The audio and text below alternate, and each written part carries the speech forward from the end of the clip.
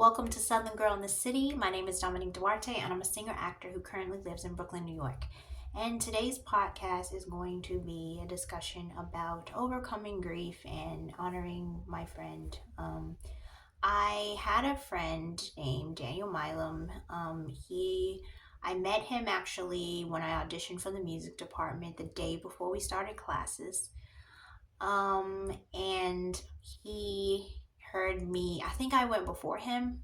I believe I did. Yes, I think I did. He had to sing, and I'm not sure. I think it was for maybe a scholarship opportunity because I think he had already auditioned. He had already been accepted to the music department. But I remember that was when we first met, and I remember him hearing me sing and complimenting how beautiful my voice was, and I was like, "Oh, thank you." And then from then on, it was just like we were always together. Like we were pretty much always together. Freshman year, especially. It's kind of funny because I never really hung out with a lot of the black students throughout my college career, but in my early year, in that first semester, I did get to hang out more with the black students on campus because Daniel did. But I think he hung out with both. Like, so he was hanging out with the black students, but he also was hanging out with the students in the music department as well. But in the first semester of college, I didn't really hang out with anyone in the music department. I kind of was keeping to myself. And Daniel probably was the first friend that I made. And also this other girl who was a little older than me, a senior, who I also met on the same day, who I still keep in contact with. So I hung out with her as well. But I would say her and Daniel were my first friends at Murray State. And so much so that I think freshman year, people really did think Daniel and I were a couple because we were always together all the time. And of course, you're a boy and you're a girl, and people just assume we were not. We really were friends, but and first, and I don't even think I had feelings for him really until later. Like in the very beginning, I was just, he's my friend, and I did like him as a human. But the more I spent time with him and I got to know him, I did start to develop feelings for him probably about mid freshman year on.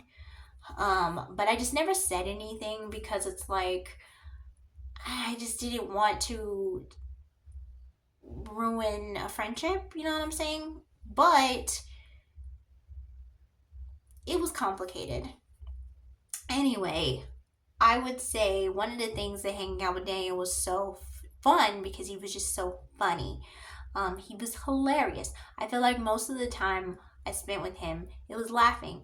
The night before he passed, he called me on the phone and we were laughing. The thing is he was funny, but he also had a heart for the Lord. And there were a couple conversations that I've had moments about recently where I was like, I remember him saying to me one time not to stop performing in a sense, because I was not performing as in on stage, because I realized there's a double meaning there. But no, he meant like he wanted to see the real me, because a lot of the times I was just being I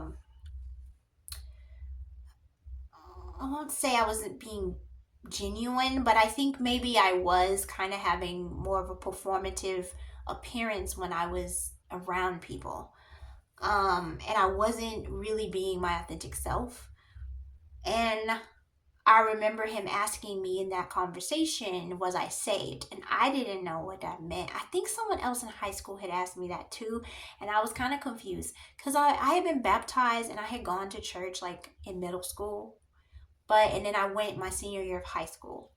But I still never really truly understood the definition of saved, because I thought it meant, okay, you believe in Jesus, you get baptized. But actually, it's really a decision that you make to accept Christ into your heart. And it's a prayer that you pray. But I didn't know. And he invited me to his church. I went to his church during my junior year. I think it was my junior year, because my parents brought my car to Murray, Kentucky, and when I went to college, when I went back to college in Murray, my junior year, my parents drove my car there, but I had to drive it back. And I had never driven on the expressway before, ever. So that was a story in itself because Daniel and I drove together in the rain.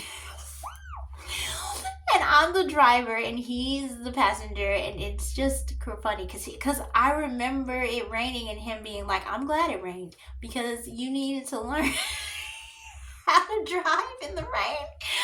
And I'm just like, really?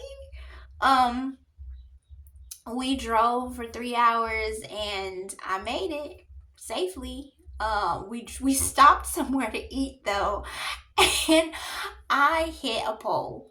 Like it didn't do damage to anything really, but I remember he wanted to get something to eat, but he didn't want to go to where I was going. So I went to get something to eat at this place. I dropped him off his place and or wherever he wanted to eat. And then I went to where I was going to get something to eat, and that's when I hit something. And so I came back to him when we ate together, and I was like, I did. He's like, what did you do? And I was like, I hit the pole. Like it was the back of my car had this yellow, because it was yellow paint, and it got on the back of my car, and it was just like, oh, why did I do that? And I didn't want my parents to find out, which they ended up. I don't know if they ever really found out about that. I don't know. I think maybe they did, but I ended up going to AutoZone and getting like this cobalt black because I had a black Chevy Cobalt, and so I bought Chevy Cobalt black paint and I put it on there to cover up the yellow. Oh man, and then by the spring he got his own car, a spring of our junior year, I think, and he ended up driving himself back and oh, I know what we did. He followed me home for spring break. So he was still driving, and maybe even for when we went home for the summer. But basically I was in front, he was behind. And it was a good thing he was, because he saw that my tire was actually flat. Like it was a slow leak.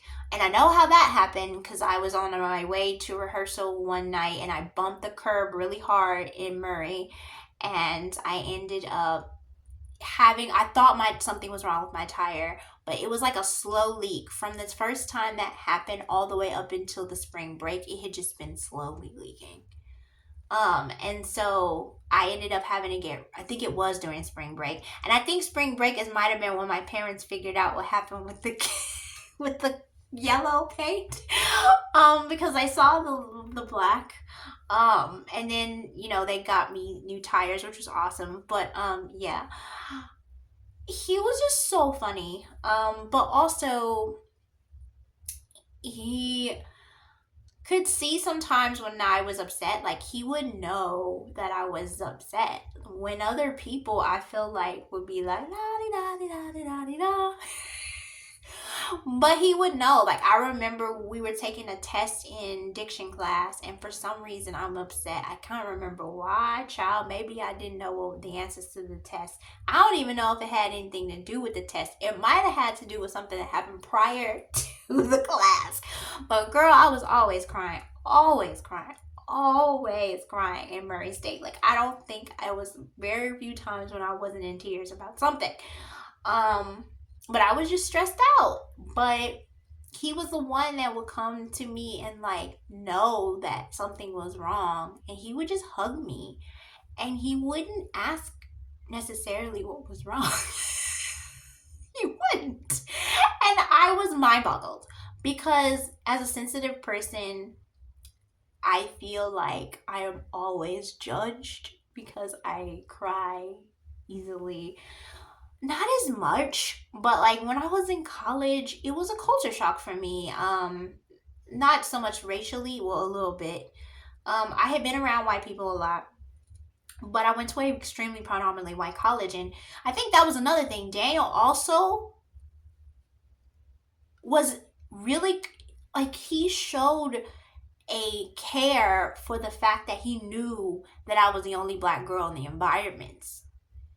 Like I remember I was telling him that I was gonna become a part of a sorority, a fraternity, music fraternity, and I remember at first before he joined Phi Mu Alpha, I believe he had mentioned that he was a little concerned about me doing it only because I would be the only black girl. There was one other black girl, but she was a little bit old. She was significantly older, and I.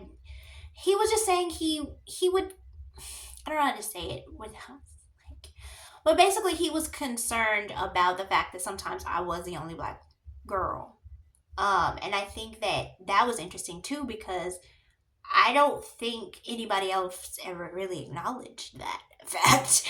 Like I don't think people understood the gravity of me only, well, every time I'm the only black girl in the room. I'm in most of my classes because he had, so it was me, Michael, and Daniel, freshman year of college. We were the only black people that was in the concert choir. Now there were other music majors who were black, so there was like Shalise and there was Cornelius and there was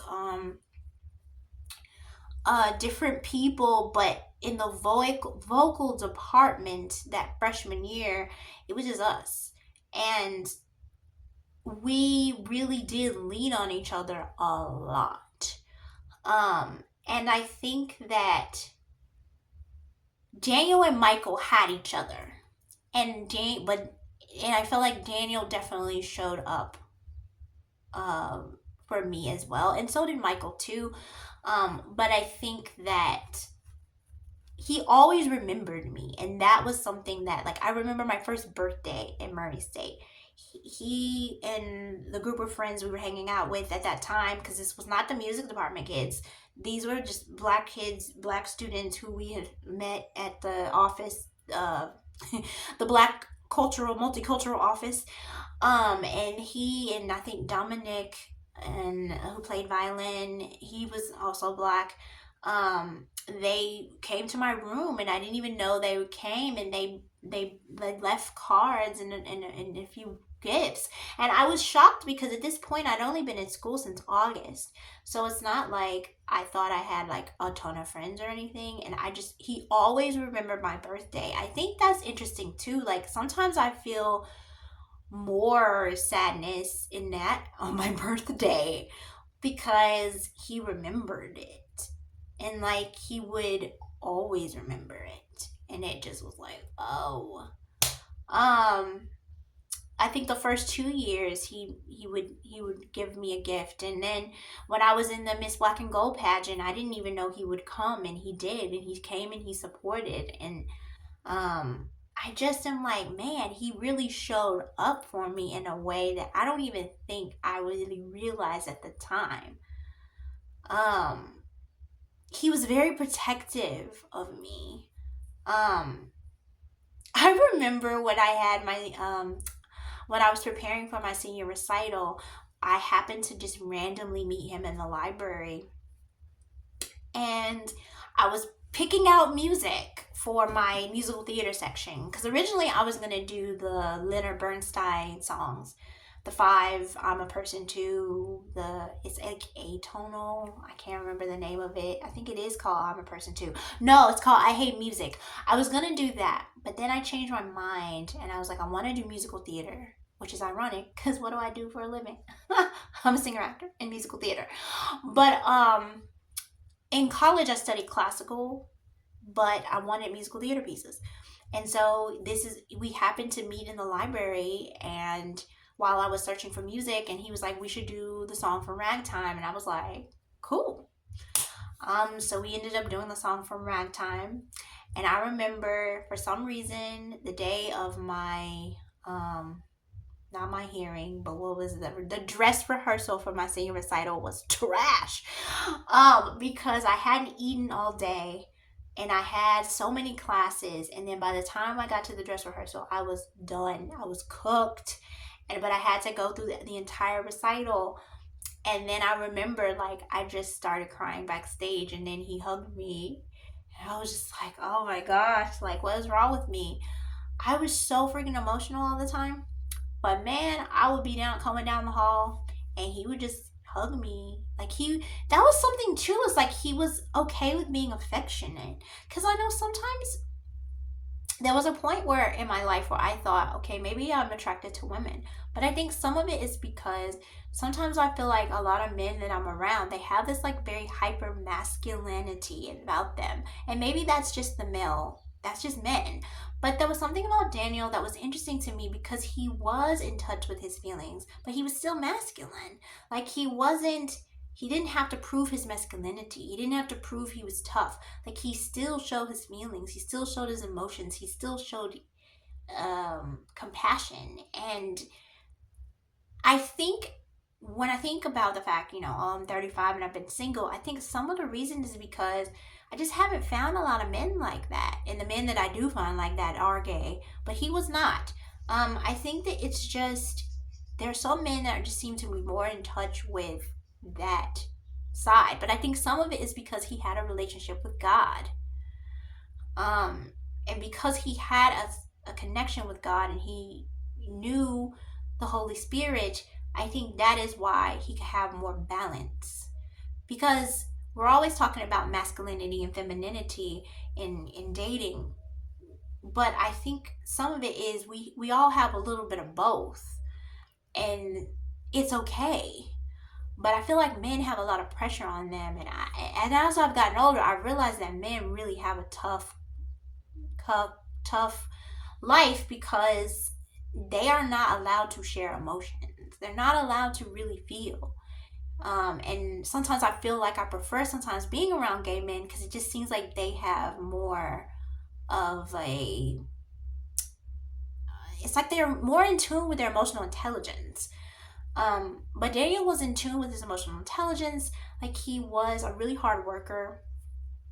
Um, he did work very hard in school. Like he cared about school. I just think he struggled a bit with like music theory, even though he was better at oral skills than me. He was my oral skills tutor, okay? Because I was struggling in oral skills. But music theory, I think that first couple semesters was a little challenging for him. But he really had a passion for serving others, and he just was a really good example of a healthy male who has a relationship with God. Like, and I think that that's it. Like, I haven't found anyone that is like that. And I'm sure they're out there. I met them, but I think they're already married, most of them. But there's something about that being able to balance. Because he was still protective, and he still was a person who could would show the masculine side for sure, but he just had, because he was also a performer, and I think he had was such a good singer and like very good performer. He could feel songs, and I was just mind boggled because that was something I struggled with during our college years, was trying to feel the song. But he helped me so much even with that. Like he helped me all the time. I remember I wrote an article on the group he was in, the suspensions, and I interviewed him and Michael. And that was a recording I kept for years because we were just laughing the whole time. Michael, Daniel, and I had a blast. And then there were also times where, of course, we had friendships with the other people in the music department, and we did have a very close knit group of friends. Um, so yeah. Um, the time that I spent with him it was only 4.5 years that I knew him. But I never realized that somebody could have such an impact on you after only knowing them for such a short time. But college is different because you're around each other so much. We're studying music, we were in a lot of the same classes. We were eventually I did end up doing Sigma Alpha Iota, and I think at that point he was in Phi Mu Alpha, so and I think I understood because even once he pledged Phi Mu Alpha had more black people in it. Um, SAI at the time that I was in it at my school, there was one girl, and she was not a music major. Um, and I didn't really see her as frequently. But once again, like if you look at all the pictures from college, boom, boom, boom, boom, boom, I'm like the only black girl in almost every picture. Um, but I'm sure Michael and Daniel probably had their own stuff too to deal with. Um, because I kind of forget with Daniel in particular, like he went to predominantly black schools. Like Overton is a very amazing musical performance school, but it's predominantly black. So for him to be around his his church members and then his school and then go to Murray, he fit in so well for someone who hadn't really been around white people. And it wasn't until we actually sang Wheels of a Dream after my recital, we sang it at a dinner. And I remember at that dinner, he was saying how at first when he got to school, it was difficult for him. Like it was a culture shock. And so I was like surprised because he always had such a a beautiful positive presence.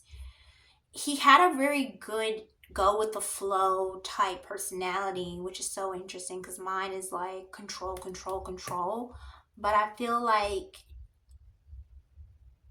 his go with the flow personality was needed for me to mellow out because I was just so hyper focused on school. And sometimes he was saying, "I just talk about school." I'm like, because that's my life. But yeah, I'm going to try to cut this at 25 minutes. But yes, Daniel was an amazing person who I think in some ways he always made me feel beautiful. He would say to me, "Hi, beautiful." And it's just like, "Oh, thank you." Like he would always say that I looked beautiful, and that was so nice. And there were other girls who said that he would say that to them. And it's so beautiful because men don't really say that to you. And a lot of the times when they do, they're trying to get something from you. But like he really genuinely meant it and he wasn't trying to do that. Um yeah, it's a special person. And I don't know, like I was thinking like does your life have to be cut so short? Cuz he was only 24 years old when he passed away. But I guess he did do a lot of work when he was here cuz he made a difference in a lot of people's lives. People are still talking about him. So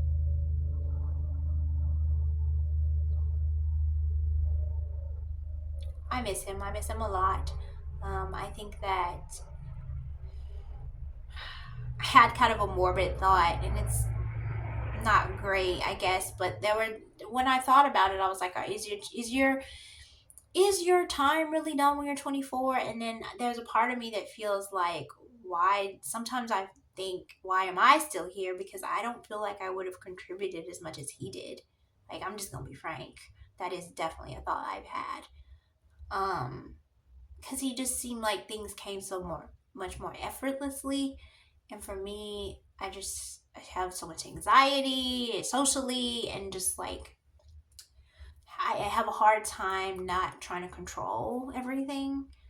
um but he was a very special person. I have so many memories, and um the reason he went to Memphis was to perform for his pastor and his wife had their anniversary. It was their 28th anniversary, and they had a vow renewal. and he went to sing and he sang a solo. His church family really did impact him in a positive way. And then I had a connection with them. I haven't had as much in the last few years, but I think that they really were a blessing for him. Because considering his circumstances, he could have ended up being like a statistic, but he didn't. Because his family, his church family, really did take him in and show him a really, I mean, they led him to the Lord, and had they not led him to the Lord, then I wouldn't have been led to the Lord.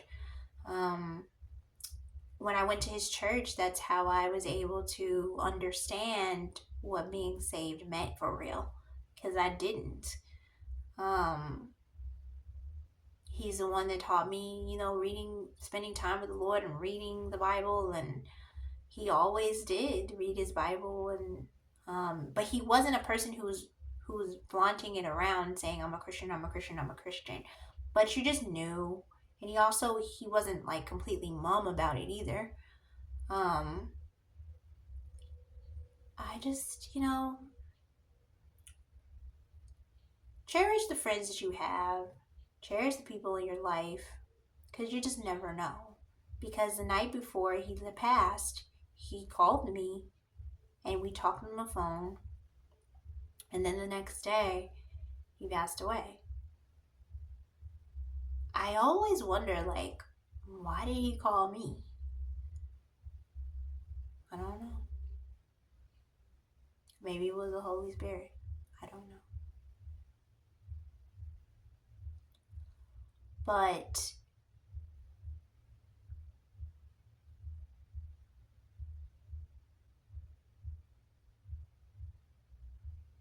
I want to live my life more like he did, and live it for the Lord, and do God's will, and not try to control every time, all the time. Because he used to say it's only awkward if you make it awkward. Because I was always in my head about everything. And it's just like I needed to relax. And that's basically what my roommate was saying too. It's like I need to chill. But I just like have so much anxiety about everything. My mind is like always thinking ahead. I mean, that's why I didn't make, you see, I have 2024 goals up. I didn't make a poster this year, mainly because some of them goals still need to be accomplished consistently, but also because I just feel like I'm so obsessed with planning and trying to do the right thing and trying to be on top of everything. And I feel like sometimes I just need to enjoy my life more than I do. And I think that was what Daniel was trying to teach me too. Was that I'm so work obsessed and I was so school obsessed, and I just like don't really know how to have fun. I can be funny, but I do think that he was good about doing work but also having fun. And I think that he taught me how to have fun, but I just need to remember that in my adult life, that don't take everything so seriously. So yeah. I wrote down the qualities that Daniel had that I admired. And part of the reason I wrote them down was because I was trying to figure out, why did this person make such a positive impact on me? He was considerate. He was compassionate. He was God-fearing. He was hardworking, affectionate, talented. He was a comforter. He was a confidant. He was wise. He was friendly. When I made that list, I was also able to understand what I'm looking for in a partner.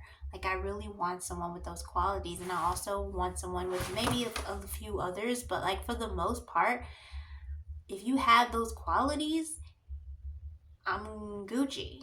Like, I'm not looking for a person who's got six figures. I'm not looking for somebody that's got a ton of money.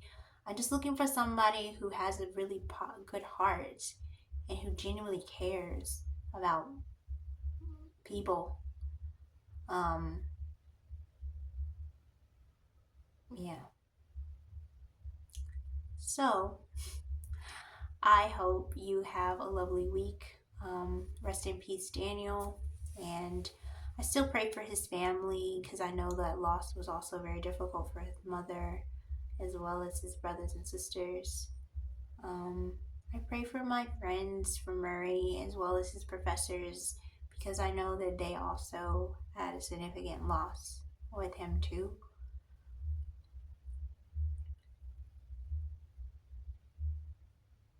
Yeah. So I hope you have a good week. This has been Southern Girl in the City. Bye.